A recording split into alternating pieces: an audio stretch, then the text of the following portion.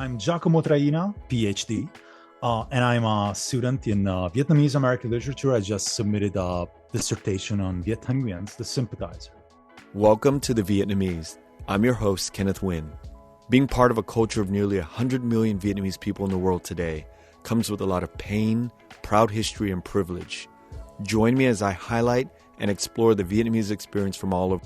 Wonderful. Thanks for joining us. You're all the way in Rome right now, right? Yep, that is correct. So Vietnamese American literature has come a long way, and this is one of the proofs that it's come a long way. Somebody from Italy, from Rome, has wrote a dissertation, and I know that your background is in Vietnamese American literature. And so what really inspired you to go down this long journey of studying Vietnamese American literature? Well, Kenneth, I do have actually a biographical connection to the Vietnamese diaspora. So that is reason number one. Reason number two is that, of course, Vietnamese American literature itself, boomed in the last few years. So I think that before the sympathizer, I wouldn't probably, be able to find something to do a dissertation on, like the sympathizer, because the sympathizer it was translated in Italian, and also, right after the sympathizer, the best we could do by Tibui was translated in Italian as well, and then Ocean Vuong, Unheard We Are Briefly Gorgeous. And then, of course, right now, basically, we have Violet Coppersmith. We have, she's not Vietnamese diaspora, but Nguyen Phan Quay Mai, The Mountain Sing. It was a huge success in Italy. The crazy thing is that my fiance, she's Vietnamese Italian. I'm with her since 2009. So that's way before that the sympathizer was even written. And I had no idea whatsoever of, the reality of, the complexities of the Vietnamese American diaspora, let alone the Vietnamese American literary landscape, right? So when the sympathizer came out, I was like, oh my God, what's that? And then, I just fell into the rabbit hole. Like, I started like amassing this huge personal collection of narratives and perspectives and all that. And then, long story short, I applied for this PhD program right on time. Like, the week before that I tried my application, Unheard We Are Briefly Gorgeous came out. And I read it. And I was like, oh God, I have like this three masterpieces, like, The Sympathizer, Unheard We Are Briefly Gorgeous, and The Best We Could Do. Let me do something. And I was very naive, because there is a ton of other stuff to read, right? And I did that in the following years. But eventually, my dissertation is 300 pages dissertation.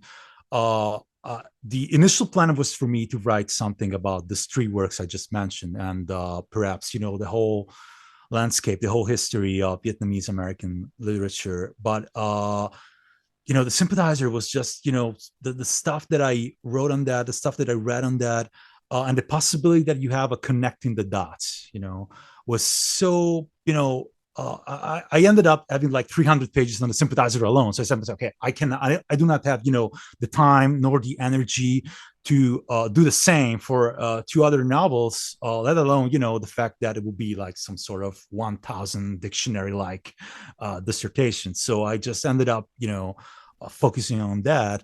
Let me ask you something, Giacomo. In undergrad, what did you study? Did you study a subject that was in literature, Italian literature? All right. So I am actually I'm in American studies. So I was specialized in American literature, and I did actually two dissertations on Herman Melville's Moby Dick. So in a way, I was already into that, but this was something completely different. And in Italy, we have some very good specialists of Asian American studies and Asian American literature, but there was no one, that did that before me. I think. I mean, some guys were, they were writing something about that, but a whole dissertation on a single piece, a single work of fiction, of Vietnamese American fiction. I don't think, and especially the fact that to prepare my dissertation, I took this crazy thing that I decided to go and spend 2 months into the Vietnamese American diaspora, right, to go and visit Little Saigon. This was the thing that really unlocked my dissertation. The idea that I would, I wanted to connect the text with the reality, and because I stress, I mean, I had connections with the diaspora, but there is no Vietnamese diaspora in Italy. There is just, like 3,000 people. And the fact that my extended family was part of that was probably, the reason why I was so drawn to that. So I decided, so let me go and let me spend a lot of money out of my own pocket, by the way, to see how it is. Like this creates like this huge community in which they still have the yellow flag, because you don't see the yellow flag in Italy. There is no yellow flag. There is no, no Paris by night, no nothing. So yeah. So who did you reach out to when you decided? How many years ago did you decide to go to Little Saigon? All right. So the initial plan was sketched out in 2019 when I enrolled in the PhD program, and I was like reading all this stuff. Like I bought like, I don't know, 8,000 euros in books, right? Uh, but then the pandemics happened, of course. And so my initial plan was going there like 6 months, staying in the US for 6 months and traveling, crossing state borders and all that. But I had to wait 2 years. In those 2 years, I read everything I could. I started like taking Vietnamese lessons and Vietnamese language lessons, and this was no easy feat since I stressed, 3,000 Vietnamese Italians. So I had to find this lady in Turin that she gives me weekly lessons, like, and of course, practice with my own extended family, my father-in-law, my mother-in-law. So I had no plan whatsoever. I just, I knew where the Little Saigons were because I read a lot of, studies about that. There is this book called Little Saigons, Staying Vietnamese in America by this professor, Aguilar San Juan, I think the name is. And, so I used that as a sort of blueprint to know, where the places were. But I just, quite frankly, Kenneth, I just booked the not the hotels, the motels, because I tried to save as my money as I could, and the plane tickets, and I just went from place to place. And the only, the first person I contacted was Dr. Thuy Vo Dang, from now she works at UCLA, but back then she was she was the UCI UCI Irvine, the Southeast Asian archive. archive curator, right? So I just, it was like the first name I thought about because I wanted to see some archive, and an archive of the experiences of the diaspora in Orange County was like the perfect entry gate, right? And then I contacted another professor from UCI, Long Bui, Long Thi Bui, because I actually wrote previously wrote a review of his book that is called Returns of War. So yeah, this, but for the rest, I just basically went and meet people in the middle of the street, interviewed people. It was reckless because I truly had no plan. So well, and then of course I wrote to Viet Nguyen, and I managed to interview him in Dallas, and because of course the dissertation was about this novel.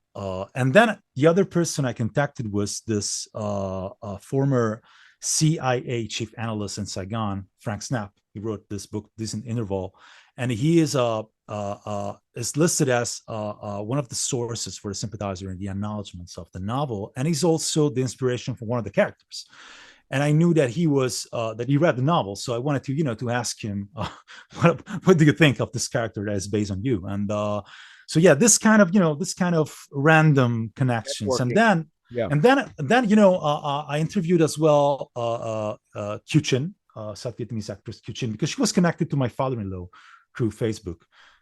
So, and in a way, she's also, or she has something to do with the sympathizer. Right now, of course, she's featured in the TV series in the upcoming HBO adaptation. But back then, I discovered that she was supposed to be the movie consultant for Apocalypse Now.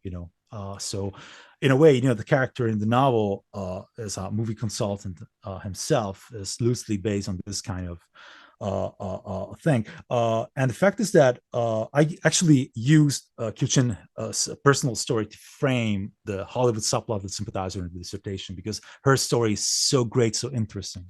Yeah, So yeah, Giacomo, what is your thesis about for the dissertation?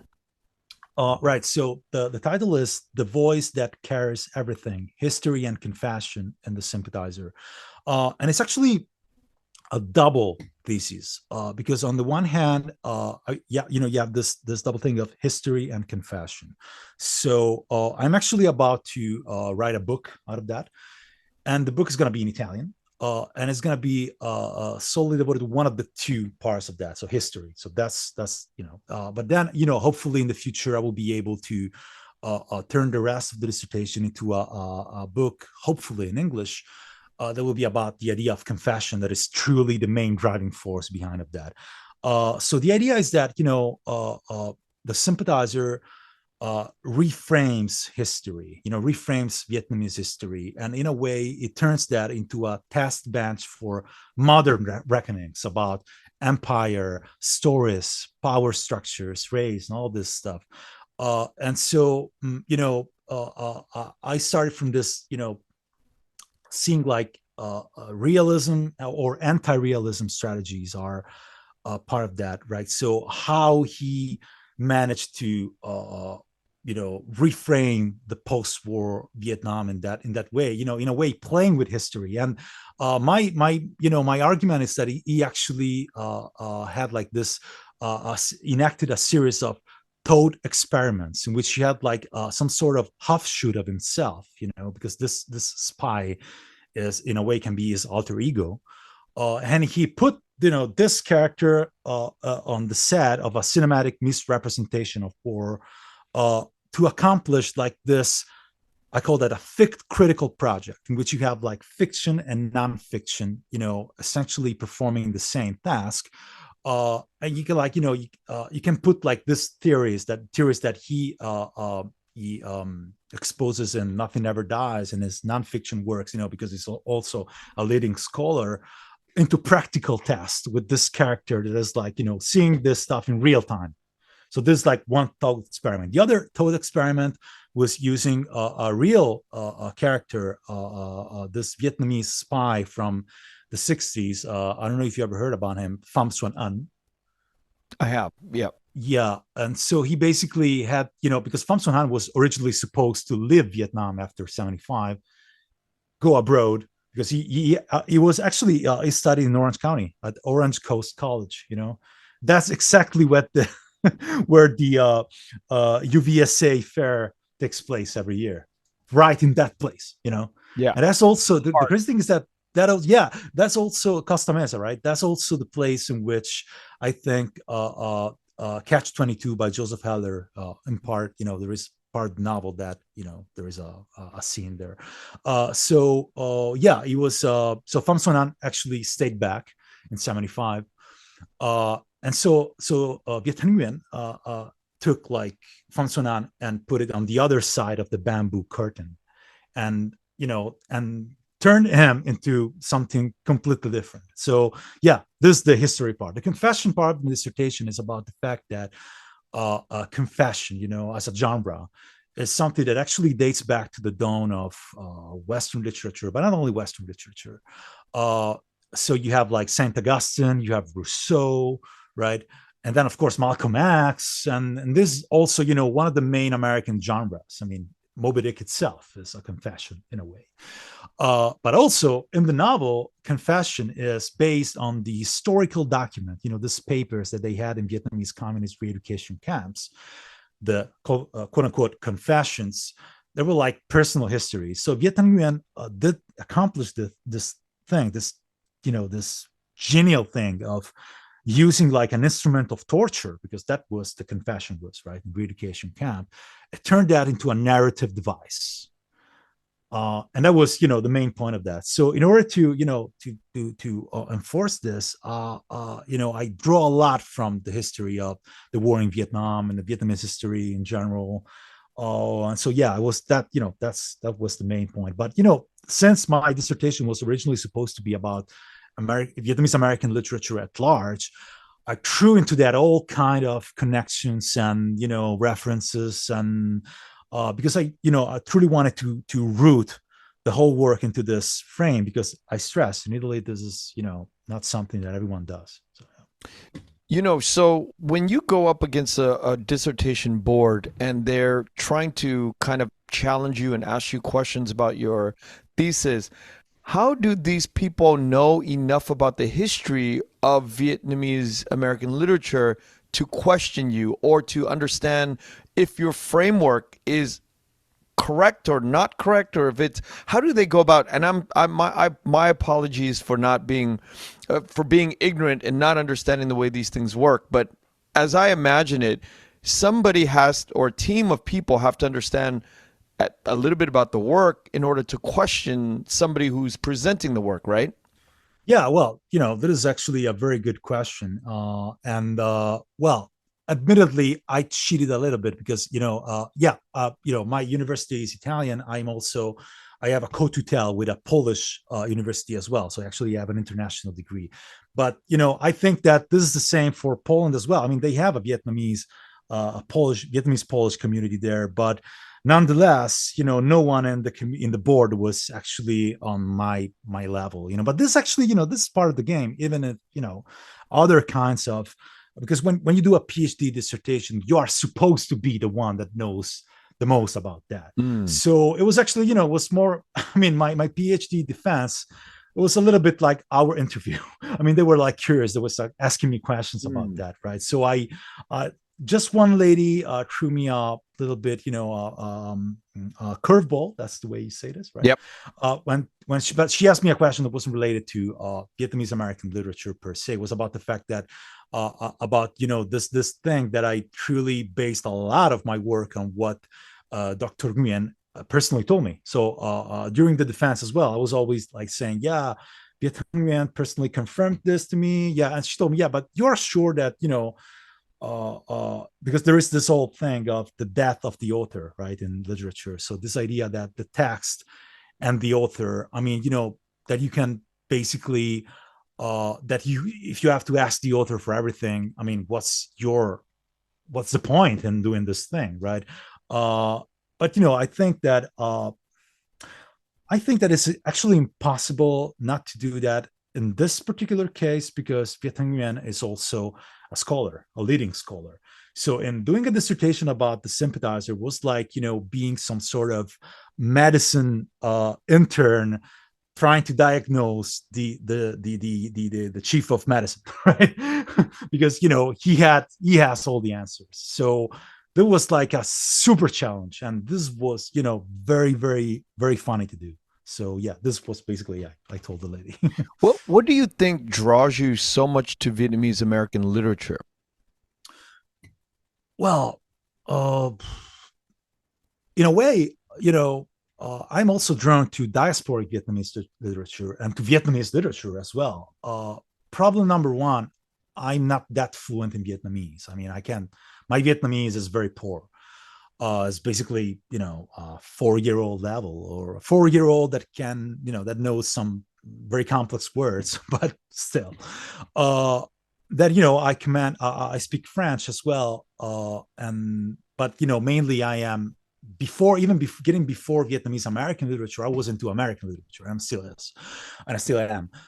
So I think that the first answer to your question will be that I'm interested in the US even before being interested in Vietnam. So, this crazy combination, this Vietnamese American framework is truly, truly instructive in that capacity. And the other question is that Vietnamese American culture, I mean, we are talking about like how many? 2 million people, right? So, I mean, there are like every month you have like one book to buy right now. I have, I will show you if I could. I have like a whole shelf full, rife with Vietnamese American narratives, and I still have to read like hundreds of them. So, whereas, for instance, in Italy, the Vietnamese Italian diaspora, to my knowledge, produced basically 3 books, and I am probably the only guy that read all of them, right? There is just this little thing that came out in 78 and, was basically virtually non-existent. I mean, I am the only one that read that. So yeah, that's the one. And, and the thing is that also the way in which, Vietnamese American culture is, how the community is, how, the anti-communism and all that, the roots of the community and the ongoing intergenerational differences, all of that is truly, truly fertile ground for narratives, right? And I think that, because of the US, because of the South Vietnamese experience, because of the Vietnamese diaspora, because of, all of that, it's not coincidence that the Vietnamese American narratives are like the leading narratives in the diaspora right now.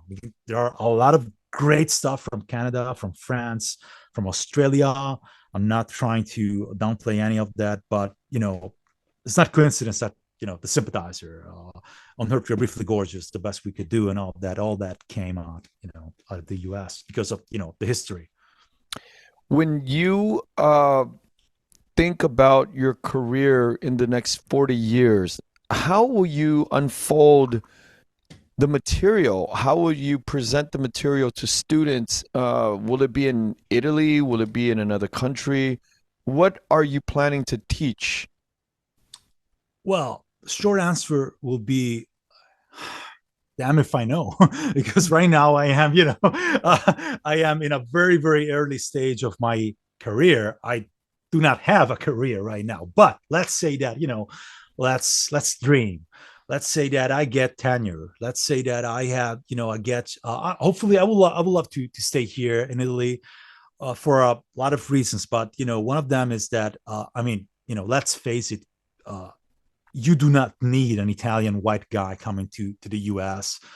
schooling people about the history of Vietnamese America. Right? That is why I asked the question, because right? where can you be of value and of service with this PhD? That is driving me. That is driving the interview the whole time. I'm like, what do you do with this sort of this amount of knowledge? I mean, a lot of my colleagues in Italian academia in the American studies, they go to the U.S., but they specialize in Italian American history, right? And all of that. So I think that my main interest will be to stay here and continue the mission. And if I had like this possibility of like having a class of my own, right? I would love to build like this curriculum in which I would love to teach the Vietnam War in literature, in American literature, and I would love to balance, the Vietnamese, the Vietnam centric narratives with history and with the American veterans accounts to show, the complexities of that. And if I, truly, if I, have this chance, I would love to true into the cattle Vietnamese narratives as well, the ones that were, of course, translated into English or in Italian, by the way. There are like The Sorrow of War by Bao Ninh, or Zuong Tu Huong, or The General Retires, the short story, like all that. I would love to have this class, in which I could like teach the war in Vietnam and the Vietnamese diaspora as a whole.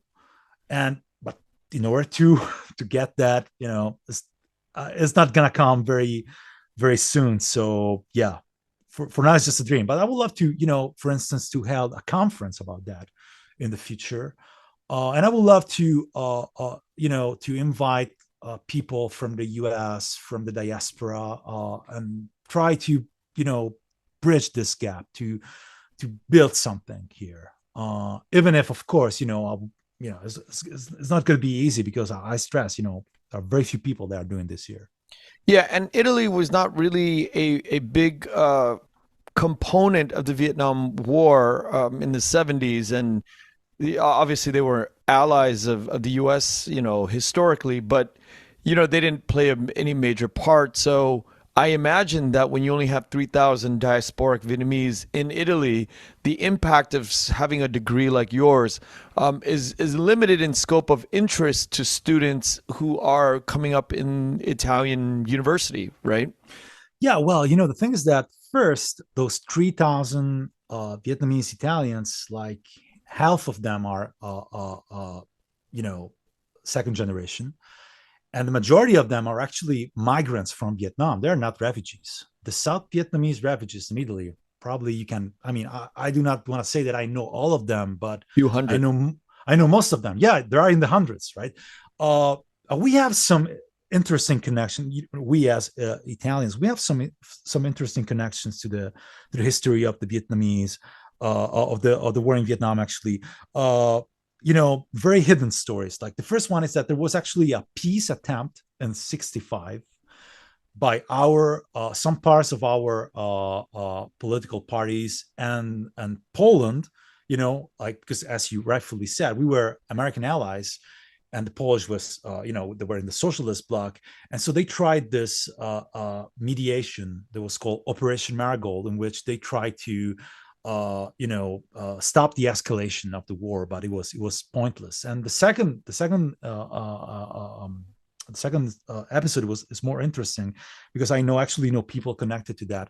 In '79, if I'm not mistaken, there was this mission by the Italian Navy in which they sent 3 ships in the South China Sea to rescue Vietnamese refugees, and we had no business whatsoever in doing that. So just these guys, they traveled from the other part of the world, and they rescued like this hundreds of refugees, and this many of them, of course, resettled in France or Germany and the US. But some of that stayed, and I know many of them.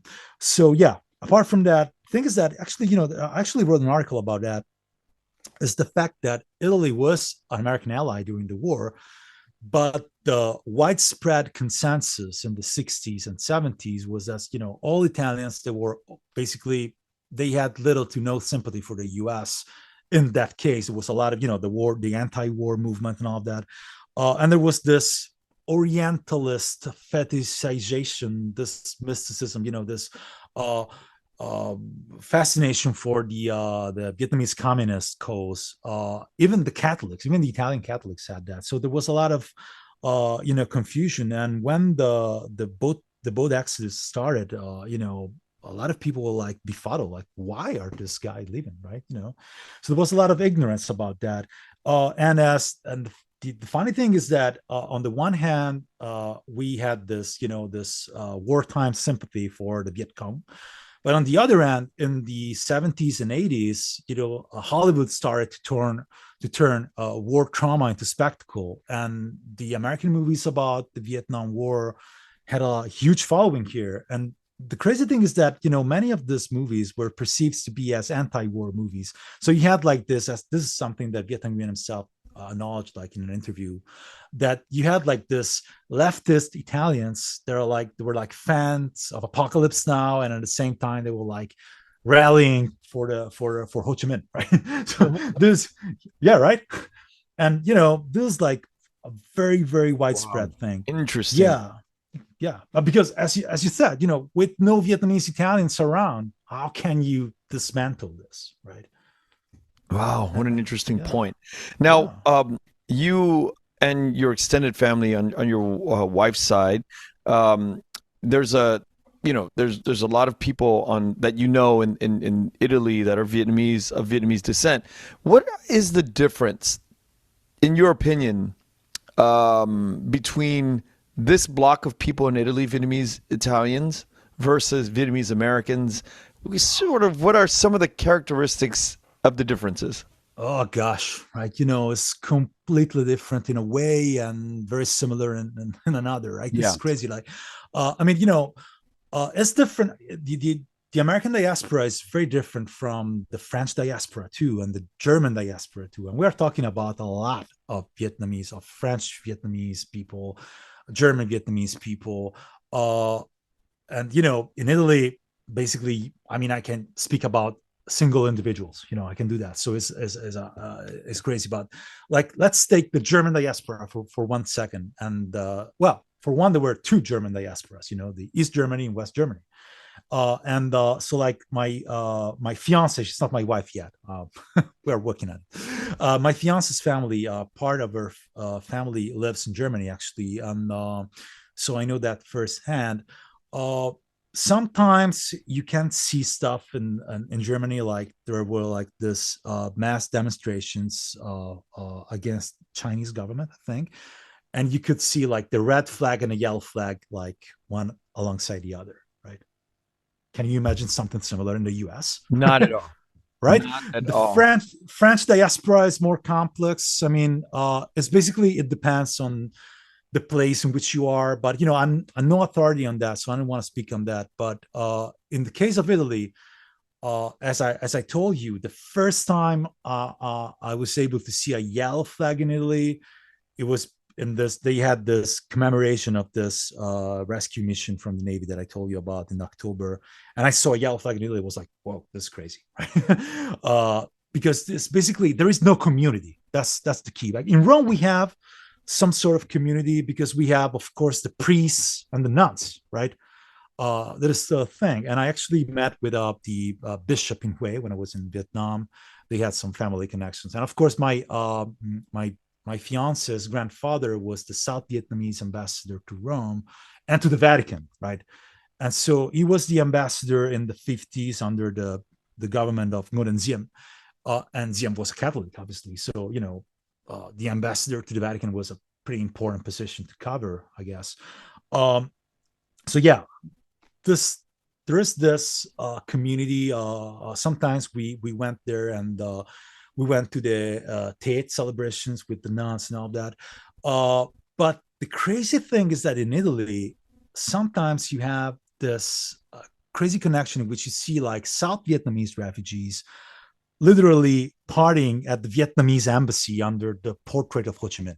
You can see that because there are no other Vietnamese people to do party with, right? So, many people, they bury the hatchet, I guess. Other people, like, they make do with that, or they pretend that they are not seeing that, because in Rome you have like 3 Vietnamese restaurants, 3 kind of, and there's a 3 million people town, and I don't want to throw no shade at anyone, but they are not good. My mother-in-law, she's way better. Well, and then pride, after you go to Little Saigon, you cannot, can't go back. Oh yeah. Anywhere. Oh yeah, definitely. I mean, I would even argue sometimes Little Saigon restaurants are the best in the world. Definitely. And I can, if you want to, I can like throw you a list. But I tried some pretty good Vietnamese food in France as well, and in Poland. Well, Poland, here's why I say that about Little Saigon in California, in Southern California, because of the produce that we produce locally, the farms that we have, the way meat is produced, the way meat is bought and sold. It's very different than the meat and produce in Vietnam, or the meat and produce in anywhere else in the Midwest of the United States. Or you can't beat the produce and the meat of California, because it's it's farm produce, and it's very well thought out. And how about Texas though? Because they have a lot of cattle there, right? They do, but they don't. There's going to be fighting words for people from Houston. Yeah, I don't want to. I would argue we have the biggest amount. We have the largest population, and now the other debate is San Jose and Orange County. That's the two contentious regions of Vietnamese food, and which I'm not going to go out on a limb and say San Jose or Southern California, which one's better, but they're up there. And so I'll lump the entire state of California.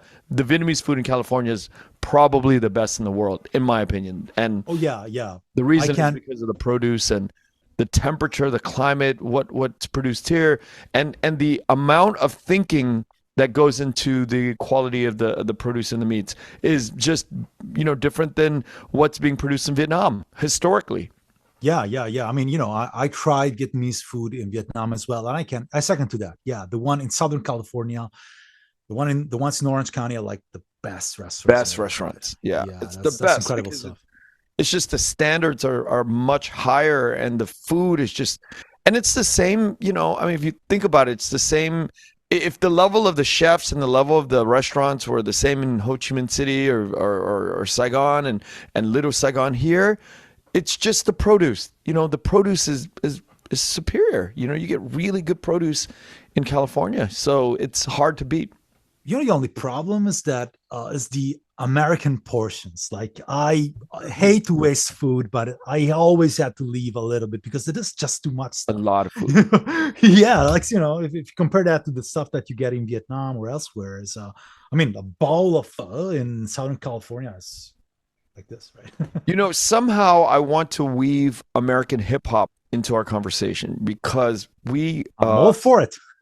we spoke about that, and unfortunately, we didn't get a second time to meet while you were in LA, to go to the Crenshaw areas, to go to the places where we talked about where hip hop, predominantly like Dr. Dre, Snoop Dogg, Tupac, where they all kind of come from, and these are the neighborhoods that I grew up in, and I wanted to discuss this with you. Do you follow any of the trajectory of Viet rap? Oh, that's a good question. Actually, I gotta admit that the only Vietnamese American or Vietnamese music I ever listened to is actually you call that the yellow music, right? You say the stuff that they made in the 70s, right? Yeah, In Nhạc South Tiền Vietnam. Chiến. It's pre-war Exactly. music. Pre-war music, exactly, or the Paris by Night stuff, Yep. Yep. because I fell in love with it. I don't know why, uh but I'm not, I think I listened to some songs from Vietnamese rap artists when I was in Vietnam, and it was pretty good. And I actually, I love this Vietnamese American R&B singer. Her name is Thuy. Tweet. Yep. And my favorite guy is this Vietnamese Canadian rapper. His name is Anders. You heard I've about him? never heard of him. Anders or Anders? Anders, Anders Vietnamese, is Vietnamese, good. Vietnamese Canadian rapper. Canadian. Yeah, yeah. It's Wow. very And good. what does he rap about? Not Vietnamese stuff, if I have to be honest with you. I mean, it's, it's basically like some sort of the weekend style kind of, And how did you find him? Well, I'm a huge hip hop nerd, so I always try to stay connected to what's new, what's hot. And by the way, Taiga is half Vietnamese too, right? So I mean, I don't think that if this counts or not, but I grew up with Taiga as well. So yeah. Oh, how did you grow up with Tyga? Well, because it was hugely popular 10 years ago, 15 years ago, right? I mean, I didn't grow up. I was already a grown man. I was in my 20s, but yeah, I listened to a lot of that stuff, right? And, And to know that he was Vietnamese, because I was already with Linda, was like a plus, right? yeah, Yeah. yeah, but Tyga doesn't rap about any Vietnamese Not at all. yeah, subjects, which I find to be interesting because where along the line do you kind of make a decision? I'm not going to rap about the things that I come from, or I the Vietnamese roots that I have, and it's interesting to me that you don't, as an artist, you don't reflect on that in the music. Yeah, I don't know. It's like rap music is probably. I mean, you can like throw some references here and there, but on a all on a general level, that is not the kind of music in which you are like. Sometimes you are not being very specific to the subjects, right? So like it's very uh, by the numbers kind of message, right, and all that. So yeah, but that is why that is my fault. I don't know. Probably there are some great Viet rap artists out there. I'll just have to try to find them and see, what they are capable of. So I don't know. No, and I I'm bring no up expert. yeah, no, I bring this up because there's a lot of Vietnamese Americans that were growing up in these neighborhoods like I did, and we have this strange connection to American hip hop. And some people you don't even know, like if I look at you, there would be no way that I would be like, oh, you're really into American hip hop. And there's some friends of ours that that are like you would never think, but there is this connection between American hip hop and the way that a lot of the second generation Viet diaspora in America grew up. And there's a really deep connection to the messaging of, let's say, for Tupac, or on the East Coast, Biggie at the time. Well, here in Italy, I can speak only to that. There is, the huge Asian diasporas in Italy are the Chinese and the Filipino diaspora. And the Filipinos are, especially when I grew up, because I grew up with, some Filipino friends back in the days, they were a lot into that. They were like dressing, they had all the dress code and all that. So I don't know if there is a connection here, but yeah. Yeah. Now, when you did go to Vietnam, how long were you there for, and what brought you there, and what year did you go? Oh, so it was 2015. Actually, I'm about to go back. We will hopefully go back probably this winter, and I'm looking forward to it because right now I have this, completely different outlook on a lot of stuff. So it was 2015. I was already into the history of the war in Vietnam and all that. I was curious about it. I read a lot of stuff. But then again, that was before the sympathizer came out, and before that, I, got deep into this, this rabbit hole of the diasporic literatures of the diaspora. The thing that prompted our trip was essentially that Linda has never been there before, Oh, wow. so it was the first time for her. Yeah, and you gotta keep in mind that her mother never went back, not even once since '72. So Linda's mother went in 72 and never Yeah, returned. She passed never. away. No, Never. no, no. She's still here. I'm still trying to convince her to go Well, back. why doesn't she want to go? She's probably scared, of memories and all this, because her relatives, actually, everyone, her father, actually, Linda's grandfather went back there and died there. He's buried there in Saigon, I think. Um, and her brothers went back, and her brothers were in re-education camps. Whereas my mother-in-law, I mean, she experienced the war. She remembers a little bit of that. But I mean, she went to Italy. She went to Italy before the end of the war with a scholarship, right? And so, yeah, I don't know. I think it's personal. I mean, I met other people that do not want to go back. Yeah, and you imagine the realities that we create in our minds, right? My brother has been there for 20 years, living there for 20 years, and He still is. He's living there right yeah, now. still living there now, 20 years. And my father, older brother, was in the Phoenix program, CIA.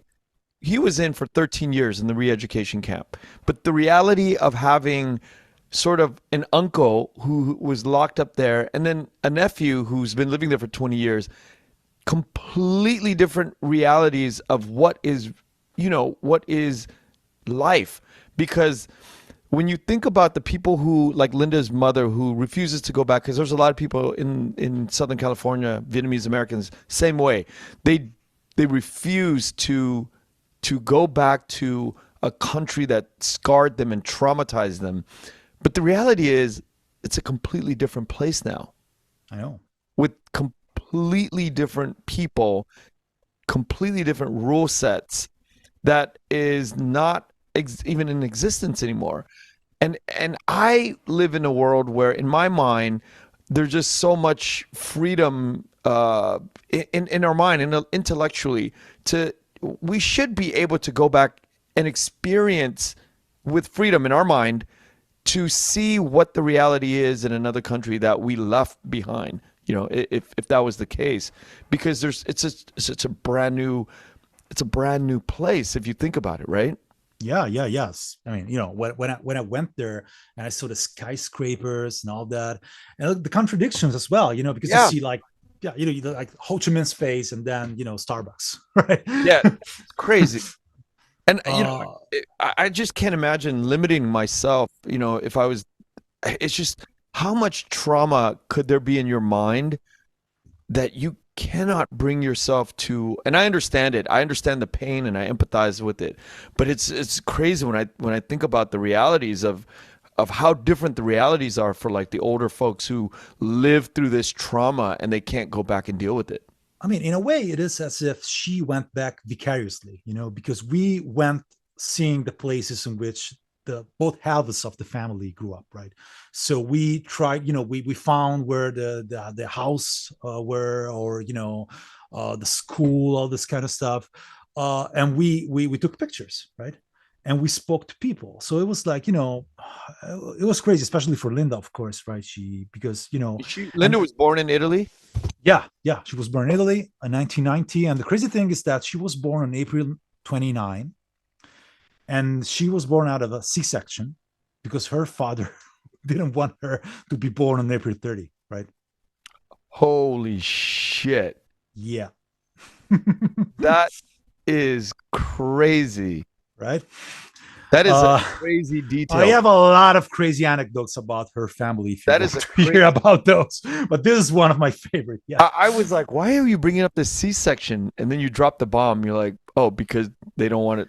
I mean, I think that, I don't want to, exaggerate the anecdote. I probably was, I was due for a C-section nonetheless, right? It was already in program.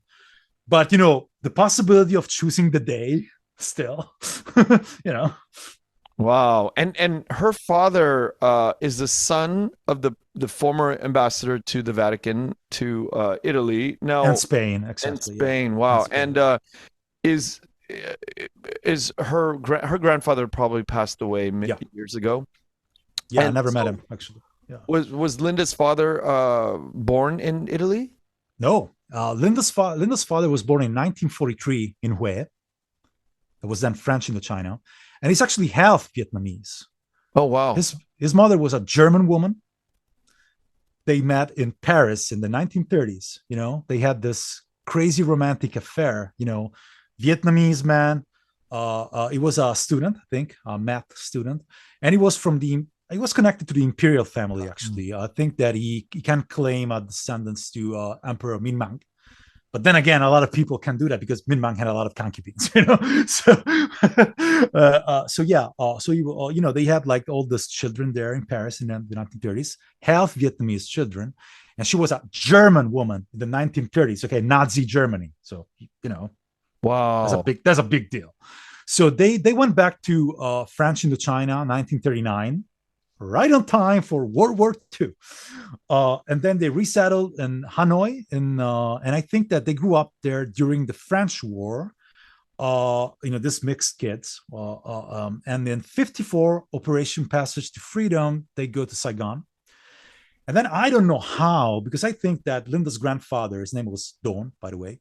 I think that he has some mutual connection. He ended up being the Minister of Education in the government. South Vietnamese government, the first government, Nguyen Diem.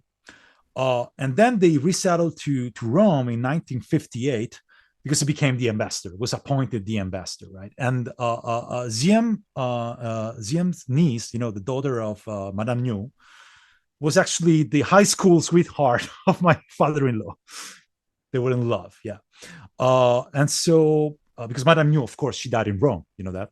Yes. Yeah. So yeah, they tried to meet with her before she passed, and she didn't want to see them. She didn't not even open the door.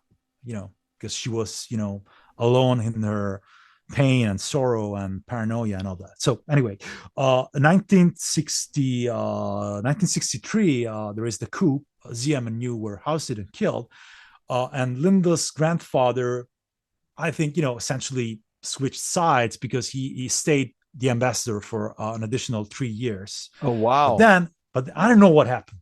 Was a very, very private man. He never left. I mean, he left some writings I should probably have to read, but to my knowledge, was very, very reserved. And so yeah, 66 he is ousted himself because Nguyen Van Thieu, President Thieu, replaced him with his brother, I think. And so this guy, he retired, so he stayed in Rome from 66 to 75, with the pension and all that. But then 75, he brings his children. Many of them, I think that 2 of them were in France studying. His children, they were already there. I mean, my father-in-law grew up in Italy. He stayed in Vietnam until 58. So for like his adolescence. I mean, he lived in Hanoi and Saigon, but then he resettled to Rome in '58, and Oh, he lived wow. there ever since. But and it was crazy because he was like, this jeunesse dorée kind of thing that they had, the sports car and all that. They were like living the life, because they were, I mean, the sons of the ambassador, right? So splurging, right? So yeah, what happened was that in 75, of course, South Vietnam collapses, so no pension anymore. And so Linda's grandfather and his kids as well, they had to, make do to make a living. So they become extras in the Italian movie industry. They became the Asian everyman in every single motion picture ever shot in Italy in those years. No And the way. crazy thing, Kenneth, is that sometimes they had to play the Viet Cong. And there is this crazy, this Rich, hear me out. There's this movie that came out, I don't know, in the 70s, was like this French movie about a fictional Chinese invasion of Paris. And you have like, it was called the Chinois Paris, I think. And you have like Lin's grandfather, the South Vietnamese ambassador, playing a Chinese communist cadre, right? What year was this? I don't know, 70 something. I mean, the After guy is after after 75. Yeah, after 75. After that, the pension, was no more. And then, of course, they played spaghetti western. I mean, you have like Linda's grandfather playing like the Japanese ambassador in spaghetti western, in which you have like Toshiro Mifune, I think. You can find them in every single movie, like, from B movies to masterpieces, all over the place. And the only there is this crazy thing, this crazy anecdote. There is like the Italian screenplayer that wrote many of the masterpieces of Italian neorealism. His name was Cesare Zavattini. He wrote Shoeshine. He wrote Bicycle Thieves, all these classics. He made just one movie as a movie director. And in this movie, he has Linda's grandfather literally kicking him in the butt. So, like, I don't know why, that's like a random thing. You have like the former South Vietnamese ambassador kicking the creator of Italian neorealism in the butt. And I can go on for years. We have like some crazy anecdotes, right? Yeah, crazy stuff. Yeah. That's so interesting. There's just the father side of the family. There's also the mother side of the family, and and there's this crazy anecdote that there's this one of the first Vietnamese American works, one of the first Vietnamese American literary works that had a little bit of success. And this is 1994. Was also featured in Time magazine, and many people knows that is called South Wind Changing. You ever heard of that? No. The author is no, I don't think so. But there's one of the sources for the Sympathizer. Is in the acknowledgement of the Sympathizer. It's a re-education camp memoir, partly a re-education camp memoir. But many people, in the knows, they had read that. So I bought this book. I started reading this book because it was, of course, one of the sources for the Sympathizer. And halfway through this book, I started realizing that there was something odd with it. It's like, okay, like the guy, the memoirist, and his friend, they come from Sadek. It's the same place. It's the birthplace of my mother-in-law. It's like, oh yeah, it's a relatively big city. Many people come from there. So, who cares? But then, the story says that this guy, the best friend of the memoirist, he resettled to Rome. And this like a statistical impossibility, right? And I discovered that this memoir, half of this memoir was about Linda's family. And no one knew that. And did you tell Linda's family? Yeah, I made like 40 people buy this book, And did they realize that this was about their family? Yeah. And did they know Linda's uncle? I'm still trying to reach this guy. So I don't know where he ended up. But does the family recognize this man is a real person that they knew? Yeah, definitely. And there's there are a couple of mistakes in the book. Like it says that Linda's maternal grandfather passed away, where he passed away in 2013. It was the mother, a grandmother that passed away. But except for that, I mean, the portrait is very faithful. That's her family, and yeah, I mean, that's I mean, it was a Time magazine book for some time, so I mean, it's not, yeah, it's a big Well, deal. when Giacomo, when you reached out to me through social media, and the first time I was just telling a friend of mine the other day about our meeting, and I was so happy to hear that there is an Italian man, doing a PhD in Vietnamese American literature. And yes, of course, I would love to meet with you. And we met up in Little Saigon, Orange County a few months ago, and it was such a delightful meeting. And, from the minute I sat down with you in the coffee shop, I knew that there was a lot of things that you had to say about the Vietnamese American history and the diaspora. And, you did not disappoint today. I really appreciate you coming on and sharing. And, from these little bits of pieces of information and nuggets of history, we as the Vietnamese diaspora get to expand a little bit as we go on living. So thank you so much for coming on today. I mean, it's an honor for me. I'm a huge fan of your show. I literally, during the pandemic, when I was trying to study all this stuff, I just had to rely on every single kind of information, because I was like, the Vietnamese podcast, let's listen to it. And I listened to every single episode, and you enlarged my mind. I mean, you gave me a lot of directions. So yeah, when I was, visiting Little Saigon, the first time, the 4 Little Saigons I've been, so Orange County, San Jose, Houston, Texas, Falls Church, I already had all this knowledge, partly even because of your podcast. So thank you, Kenneth, and thank you for doing this. Not only for the Vietnamese people that listens to your podcast, but especially for the non-Vietnamese people, even with extended families connected to the diaspora, because that is important. It's very important. Thank you so much, Giacomo. And I hope that we can get hopefully, part of Linda's family perhaps onto the podcast. I'd love to hear about the Italian cinema side, because, obviously that's a big interest of mine to hear, that side of the family and the history within the Italian cinema space. Oh yeah, I think that would be very, especially my father-in-law will be very happy to do that. Yeah, so wonderful. Whenever Thanks you want. again. Thanks again, Giacomo. Thank you, Kenneth. Again, it's an honor. Thank you for listening to The Vietnamese with Kenneth Nguyen. Special thanks to Brittany Tran, to Jane Nguyen, Catherine Nguyen, Tina Pham, Sydney Jamie, and Christo Trin. Please find us on Instagram, Facebook, and TikTok at The Vietnamese Podcast.